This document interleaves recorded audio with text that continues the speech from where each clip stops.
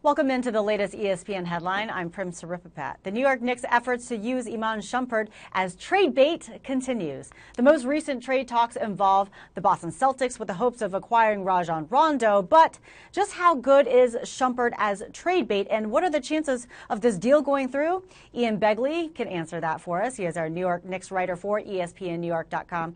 Ian, so what are you hearing about the trade talks with the Celtics? Well, it's more the Knicks trying to push the trade talks than the Celtics being receptive. I don't think Boston is interested in what the Knicks have to offer in this package that we've reported, which includes Iman Shumpert and Amar'e. The Knicks would love to land Rajon Rondo, as would 29 other teams in the NBA, but so far Boston has not been receptive to the Knicks' offers.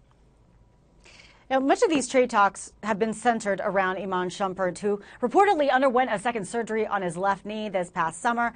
And then also consider that Knicks coach Mike Woodson said last month that Shumpert came into training camp out of shape. And this is a guy that they spent their first-round draft pick on in 2011. So when you look at this relationship, what went wrong?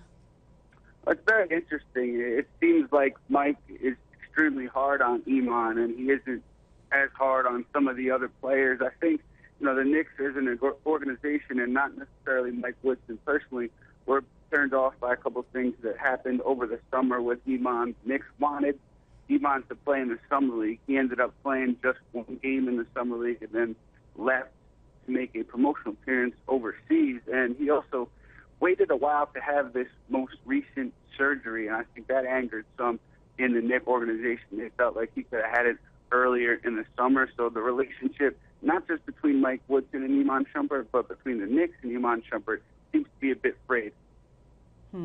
If they do end up trading him, their biggest need is not at the backcourt, but in the front court with the absence of Tyson Chandler. So what moves do you think the Knicks will take in order to fill that hole?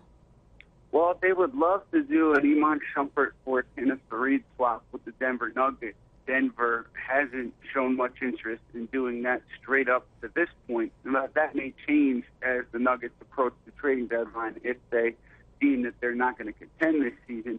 But the bottom line is the Knicks would prefer to get a big back for Iman Shumpert. They also could sign a free agent big man, but to do that they would have to let go of one of the players currently on the 15-man roster to add a new player. So I think the easiest transaction here would be a trade for Shumpert. Sacramento has been mentioned as a possible trade scenario as well. I think Jason Thompson's name has been thrown out there. So those are a couple of guys to keep an eye on as the Knicks continue to monitor things.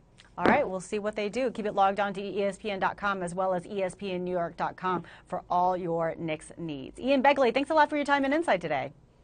Anytime, Prim. Thank you. I'm Prim Saripapat with your latest ESPN headline.